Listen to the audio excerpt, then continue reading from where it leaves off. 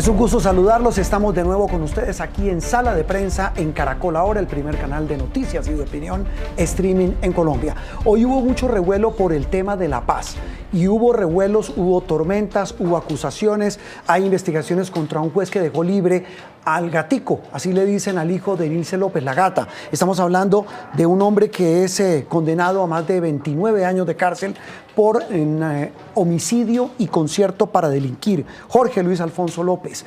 Él, según una resolución del gobierno, terminando el año pasado, fue designado como facilitador en conversaciones con grupos armados.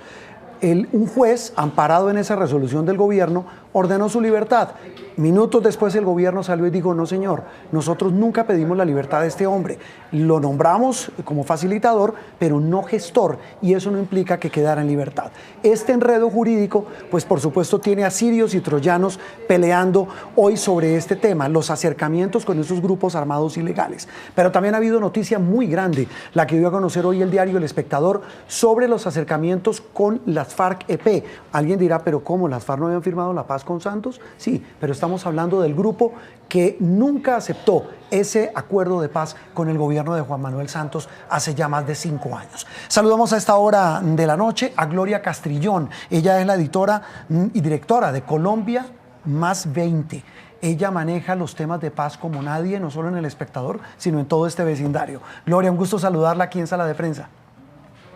Cordial saludo a ti, Juan Roberto, y a la audiencia de Noticias. Bueno, ¿por dónde arrancamos? Arrancamos por la chiva, lo que pasa con las FARC-EP. ¿Cuál fue la noticia que ustedes dieron a conocer hoy sobre el avance con los acercamientos con este grupo armado ilegal?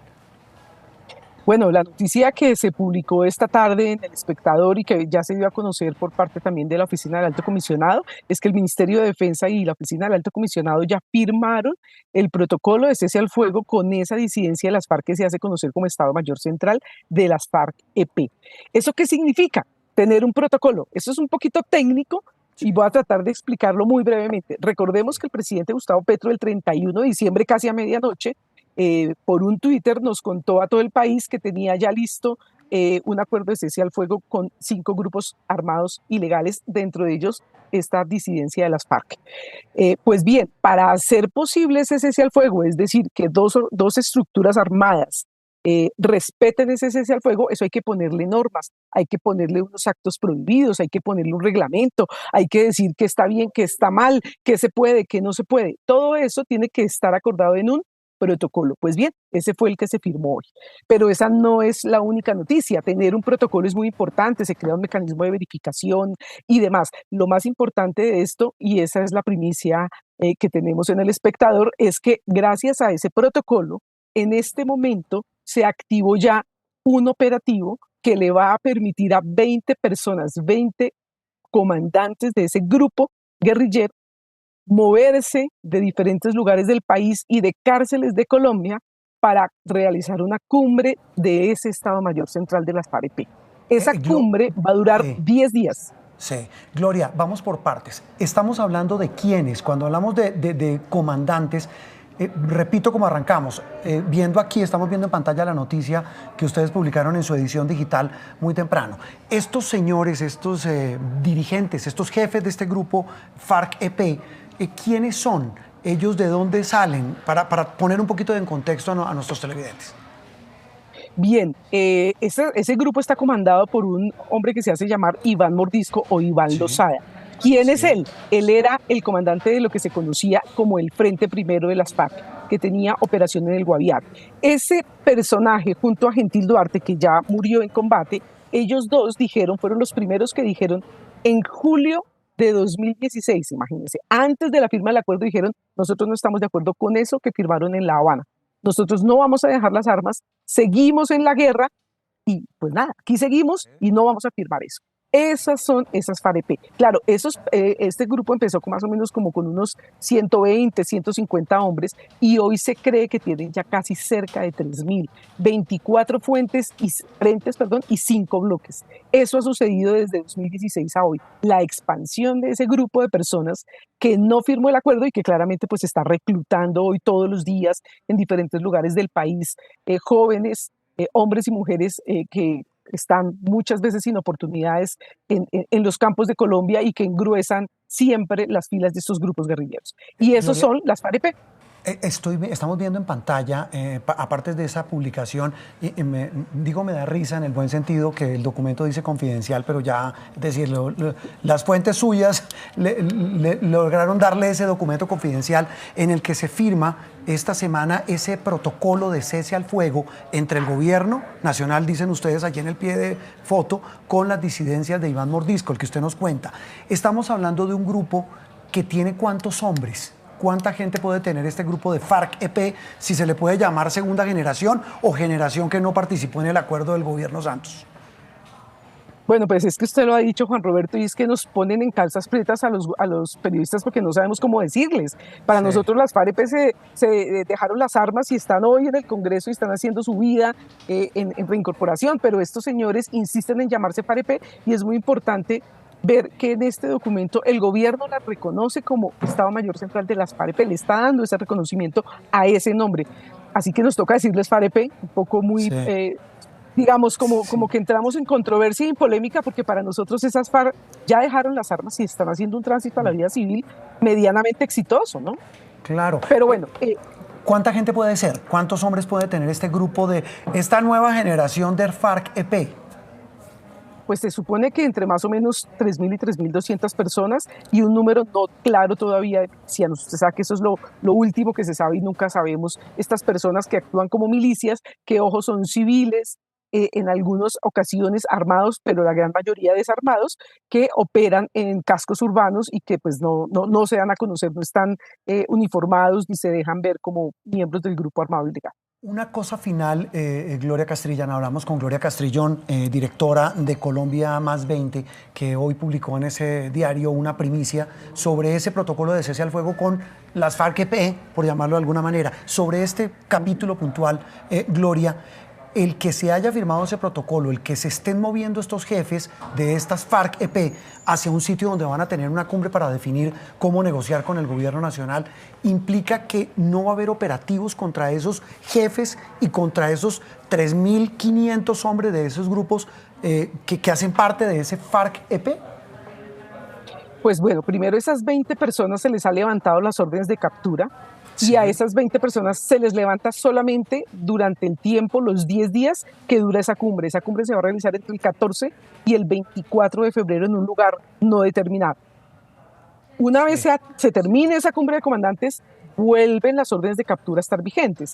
¿Qué es lo que sucede? ¿Qué es lo que va a pasar a partir de este protocolo? Que ya hay unas normas claras que están en la nota y solamente les invito a que la vean porque no las vamos a detallar acá. Y esas normas van a ser verificadas por alguien. Ese alguien es un mecanismo de veeduría, de monitoreo, veeduría y verificación que se crea a partir de este protocolo. Es muy importante porque parece menor, pero no lo es. Tener ese protocolo firmado da las herramientas para que eso se cumpla y haya alguien que diga, usted incumplió, aquí falló algo, esto no puede volver a pasar. ¿Qué es lo que no puede volver a pasar, Juan Roberto? Lo que vimos y que nos indignó mucho de ver hombres armados y uniformados de las FAREP paseándose por cascos urbanos o repartiendo Gloria, kits escolares en las escuelas. ¿Estos son los que llamamos disidencias? Sí, señor. Entonces estamos bien. Eso. Es que teníamos la duda del banner nuestro que decía disidencias. Dije, no, hay muchas dudas. Entonces sí son disidencias de las FARC-EP. Y verlos, como usted lo dice, desafiando al Estado, patrullando, caminando. Y una cosa final. Me decía usted antes de empezar el programa que estos movimientos y esta firma de este protocolo también implica que por lo menos 5 de ellos salgan de la cárcel. Salen de las cárceles, de diferentes cárceles del país, entre ellos La Picota, Jamundí, Villavicencio y Popayán. ¿Y esos son qué? ¿Miembros de ese, digamos, de la cúpula de ese grupo? Exactamente. Bueno, le exprimimos hasta lo último de esa primicia, Gloria, pero digamos, arrancamos con lo más caliente. Pero los detalles... que los lean Mire, en aquí El la estamos Espectador. viendo. Aquí lo lean en la edición digital y mañana en la edición impresa del diario El Espectador, el medio hermano y colega de Noticias Caracol y de Caracol Ahora. Muy bien, hablemos de otro tema y saludo a nuestra siguiente invitada, que también es experta en temas de paz. Se nos desvió del camino porque se metió a la política por un tiempo, es actualmente concejal de la ciudad de Bogotá. pero es sin duda también una de las periodistas que más conoce del tema de paz en nuestro país. Marisol Gómez, buenas noches y gracias por estar en Sala de Prensa. Muy buenas noches, Juan Roberto, muy buenas noches también para Gloria Castrillón. Juan Roberto, espero volver al periodismo en algún momento. No, lo que nunca se ha ido. Una cosa antes, ¿cuánto duró Marisol cubriendo paz? Temas de paz en el tiempo. 25 años, Juan Roberto. Gloria, ¿cuántos? Llevo como, sí, otro tanto por ahí. No estoy haciendo cuentas de edad. ¿Sabe por qué lo pregunto? Porque estamos hablando con dos autoridades de la materia. ¿Saben por qué? Para la siguiente pregunta arranco con Marisol. Estábamos hablando de las FARC-EP, vamos a hablar ahora del tema de los facilitadores y el enredo con el gatico, el que sí lo dejamos libre, que el gobierno dijo que sí, que no. Pero más allá de eso, viene además la expectativa de la mesa que se instala en la próxima semana en México con el ELN, en medio de todas las dificultades. Arranco con Marisol. Un experimento con tantos grupos al tiempo, buscando acercamientos para esta paz total, esta apuesta tan arriesgada, ¿qué le dice a usted, Marisol? Pues, a ver, Juan Roberto, yo creo que en primer lugar yo sí tengo que decir que el esquema de la paz total o el modelo de paz total arranca de un punto de partida que yo comparto, y es evitar un nuevo ciclo de violencia. Y digamos que lo comparto, Juan Roberto, porque es evitar un nuevo ciclo de violencia parte de una evidencia, y la evidencia es que la negociación con los grupos armados que hemos hecho hasta ahora, las negociaciones, pensemos nomás en el acuerdo de paz de Álvaro Uribe Vélez con los paramilitares, en el acuerdo de paz de Juan Manuel Santos con las FARC, pues no sirvieron para cesar la violencia en muchísimas zonas del país. De hecho, las disidencias de las FARC, las disidencias de los paramilitares, pues armaron nuevos grupos de narcotraficantes que entraron a competir por el mercado del narcotráfico, que sigue siendo rentable, con otros grupos armados o con otros grupos criminales existentes desde hace tiempo, o nuevos, o que se han ido reciclando de manera sistemática. Entonces, digamos que me parece que el punto de partida está bien.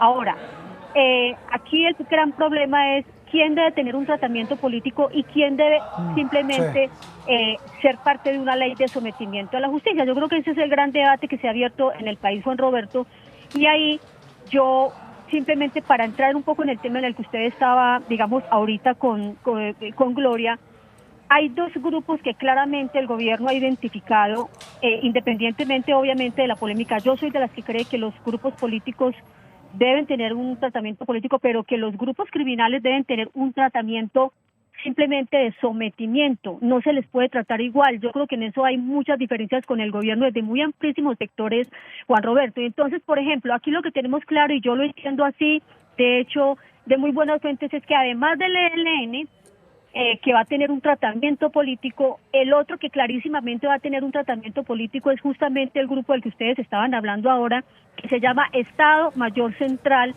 de las FARC. Sí. ¿Y cuál es el punto de partida del gobierno? Que este Estado Mayor Central fue un grupo que nunca fue a La Habana, sino que desde el comienzo, es decir, desde que estaban en la negociación, dijeron: no hacemos parte del proceso de paz de La Habana. Es decir, el punto de partida del gobierno es que ni siquiera firmaron la paz y después se fueron, ¿cierto?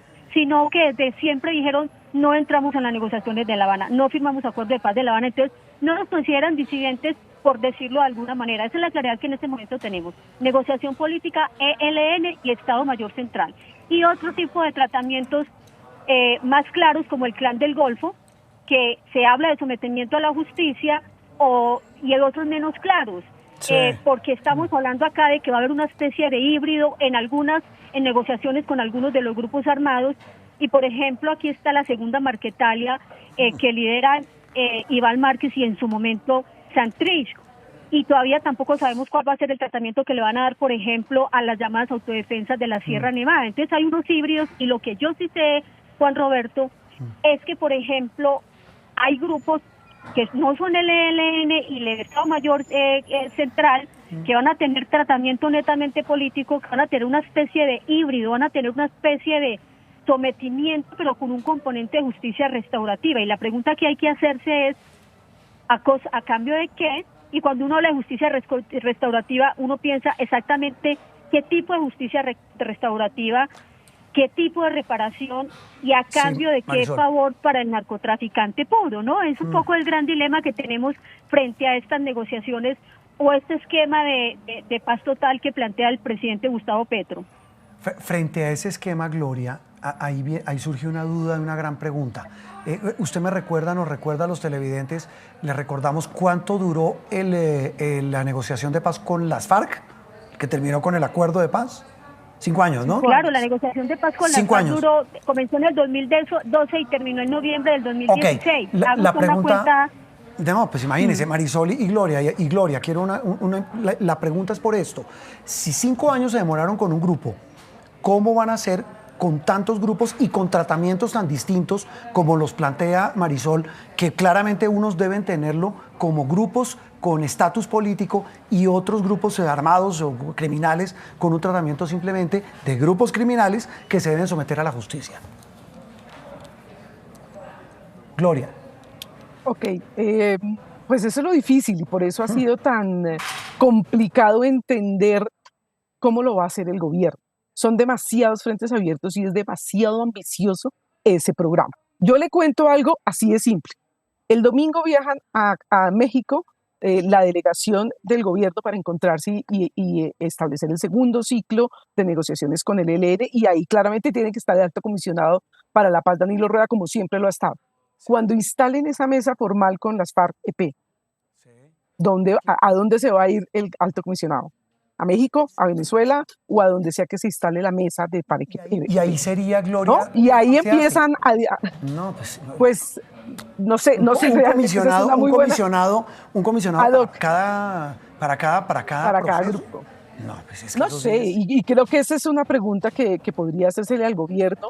Ahora, alguien diría, ese es un tema menor, porque finalmente lo importante, como lo ha dicho Marisol hace un rato, es desactivar esos grupos que están produciendo un nivel de violencia que ya definitivamente no se puede soportar más. Gloria y Marisol, ¿ya los desactiva? O sea, hablo desde la experiencia de ustedes, Gloria, y luego voy con Marisol. ¿Sí desactiva, digamos, esos focos de violencia en regiones? Por ejemplo, estas disidencias que tienen una operación enorme en muchas regiones. Gloria hablaba de las imágenes que vimos, los tipos patrullando, siendo autoridad en muchas regiones. ¿Esto los desactiva, Gloria? Los desactivaría una mesa de diálogo que culmine con un acuerdo definitivo. Pero eso es a eso me refiero. Sí. Claro, a eso me refiero. Y la tarea gigante del gobierno, que todavía no entendemos cómo la van a hacer, es justamente tener tantos frentes de negociación abiertos con diferentes grupos tan disímiles que requieren un tratamiento distinto y que pueden estar pidiendo cosas muy diferentes. Entonces, aquí hay una gran pregunta. Si este grupo de FARC-EP no estuvo de acuerdo con el acuerdo final que se firmó en 2016, aquí el 24 de noviembre en el Teatro Colón, entonces, ¿qué tipo de acuerdo quieren? ¿Qué es lo que no está en ese documento que ellos quieren? Y al mismo tiempo uno se pregunta si el ELN ha estado reivindicando durante tanto tiempo banderas muy similares a las de las FARC, que ya dejaron las armas. Entonces, ¿qué faltaría que no está en esas 310 páginas del acuerdo final que haya que volver a negociar? Eso me parece un poco complejo, pero bueno, de eso se trata esto que le han llamado paz total. ¿Qué cantidad de preguntas, Marisol? Roberto, adelante, Marisol, la misma inquietud. Sí, ¿Esto desactiva esos grupos? ¿Y cómo se maneja un esquema de paz total como el que usted menciona? Mire, yo lo que creo, Juan Roberto, es que no hay que olvidar que el acuerdo, o por lo menos los diálogos con el ELN, parten de donde quedaron con el gobierno de Juan Manuel Santos. Digamos que eso ahí es un punto de partida, digamos, interesante, en la medida que con el ELN no se está arrancando de cero, y es la agenda, eso ya está acordado entre el gobierno y el ELN, y es la agenda que se quedó comenzada con Santos. Si ustedes se fijan, es una agenda bastante parecida a la que se hizo con las FARC. Va a ser una justicia transicional, el tema de las víctimas es el mismo, el tema de desarrollo rural no ha sido prácticamente pues bandera del ELN, pero sí el tema de la participación de la sociedad, de que me parece el tema más complejo, definir el mecanismo para que esto no se vuelva un eterno diálogo, me parece el punto más complejo con el ELN, pero del resto es muy parecido a de las FARC, de manera que entonces hay que, digamos, ser optimistas en la medida en que sí hay una agenda ya y se va a trabajar sobre esa agenda. Ahora, en todo caso, Juan Roberto y Gloria, hay que tener en cuenta que además del ELN y este nuevo diálogo con el Estado Mayor Central, pues hay diálogos en este momento, esto está confirmadísimo, diálogos y acercamientos además con el Clan del Golfo, con las autodefensas de la Sierra Nevada y con grupos urbanos de violencia en Medellín, en Cali, en Quibdó y en Buenaventura. Entonces yo sí pregunto, como pregunta Gloria, sí, ¿cómo es que se va a organizar el gobierno nacional o el comisionado Danilo Rueda? Porque lo que ustedes seguramente habrán visto, como lo he visto yo, es que hay un desorden absoluto en el gobierno no se organiza, hay abogados hablando, ha estado el hermano del presidente Gustavo Petro hablando, está Danilo Rueda, el comisionado de paz, hablando. Entonces lo primero que tiene que hacer el gobierno es tomar las riendas del proceso de paz y luego saber si es que va a ser delegados, comisionados de paz regionales. ¿Va a ser la figura que se van a inventar? No la sé, porque estamos aquí hablando de grupos muy impacientes, muy violentos, que además están peleando entre sí, y ahí incluyo a los grupos urbanos, por ejemplo, de Medellín, que en este momento están en una especie de tregua, pero que esa tregua puede romperse en cualquier momento si hay una desatención de parte del comisionado de paz de todo lo que se va pactando con ellos. Entonces, a mí sí me parece que el gobierno no ha respondido esa pregunta fundamental. ¿Cómo va a dividir digamos, el tiempo del comisionado de paz? O si es que va a crear la figura de comisionados de paz regionales, que no lo descartaría porque en algún momento ellos hablaron de eso. Yo no sé qué tanto hayan cambiado de opinión, pero puede ser que esa sea una figura para responder a tantos frentes, ¿no? No, esa es la inquietud, y las dos coinciden en eso, en que tienen demasiados frentes y eso lo hace más complejo. Me quedan unos instantes con las dos para hablar y retomo la frase de Marisol, este desorden absoluto. ¿Eso podría explicar lo que pasó hoy con este señor Jorge Luis Alfonso López, el hijo de Nilce López alias La Gata? El hombre lo nombra el gobierno y dice, mire, yo lo nombré con esta resolución de diciembre del 2022, facilitador de acercamientos con unos grupos criminales, porque él, condenado por homicidio, por concierto para delinquir, un delincuente, hay que decirlo así, con unos nexos con grupos armados, especialmente en la costa. El gobierno lo nombra facilitador para que dicen, y eso frase de una persona de la Casa de Nariño que me llamó a mí, asumo que ustedes también, a decirles, mire, lo nombramos pero no para que lo dejen libre. Lo deja libre un juez de ejecución de penas de Barranquilla que coincidencialmente le había dado casa por cárcel al gatico. El fiscal sale y dice no solo que eso no está aceptado en ningún acuerdo de paz, que no hay una figura jurídica que lo permita, sino que además dice voy a investigar al juez. Y le da un lapo, perdónenme la expresión tan coloquial, al gobierno, en el sentido en el que dice Marisol, aquí hay un desorden. Es decir, aquí no se sabe quién es el facilitador y quién un gestor de paz. Entonces quisiera como una conclusión sobre este episodio tan confuso que para muchos en Colombia es ajeno, es lejano, y arranco con Gloria para tratar de entender semejante pata que le nace al cojo, que es este lío con estos señores que tienen nexos con grupos de narcotráfico. Gloria. Bueno, creo que aquí el problema radica en lo difícil que es negociar con este tipo de grupos que tienen, digamos, un poder enquistado en lo territorial. Sabemos que también poder político territorial, pero adicionalmente tienen actores como este que están en la cárcel. Y claramente ya hemos visto todo este desorden de que hay abogados cobrando y demás. Como esto no se puede hacer tan de frente, porque uno entiende que hay partes de estos procesos que se tienen que hacer de manera reservada, porque si todo se hace absolutamente público, pues se daña. Pero en esa clandestinidad, digámoslo, en ese secreto, en ese hermetismo, es donde juegan todas estas cosas que no sabemos de dónde salen. Claro que aquí hay un episodio supremamente oscuro que incluye a un funcionario de la rama judicial y que esperamos pronto saber qué fue lo que pasó. Pero hay que tener claro que desde las cárceles hay personas que están facilitando los contactos y efectivamente, como dice el alto comisionado, no significa que salgan de las cárceles. El gestor de paz que está en la cárcel y dice es miembro activo de un grupo armado, ese gestor de paz a nombre del grupo armado ilegal sí sale de la cárcel y sale a prestar esos servicios de gestoría, que es lo que hemos visto en el caso del ELN, por ejemplo, con Juan Carlos Cuellar, o con la chica que en este momento, Violeta, que se me olvida, el apellido, la del Centro Andino. La del Centro Andino. Esas son personas que se declararon miembros pertenecientes orgánicos de una organización guerrillera como el ELN. Salen de la cárcel y esa gestoría tiene unos reglamentos. Ellos tienen que rendirle informes a la Oficina del Alto Comisionado, y donde incumplan algo de esos acuerdos que tienen con la Oficina del Alto Comisionado, vuelven a la cárcel y le quitan la gestoría.